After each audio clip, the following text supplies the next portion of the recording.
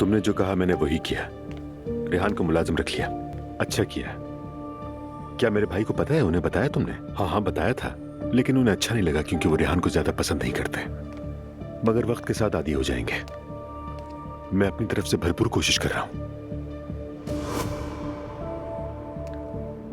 मेरे बाद जो होगा सो होगा। बाबा,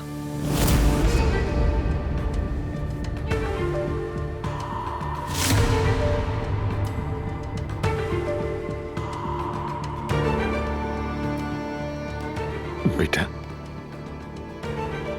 बाबा आप क्या कर रहे हैं?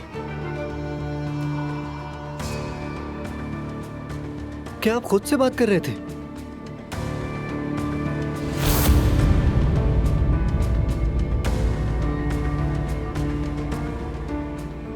बाबा खुदा का वास्ता है, आप मुझे डरा रहे हैं। नहीं बेटा, नहीं, मैं बात नहीं कर रहा था। असल में एक स्पीच है, उसकी बस मशक कर रहा था। मैं अपने आप से बात नहीं कर रहा था।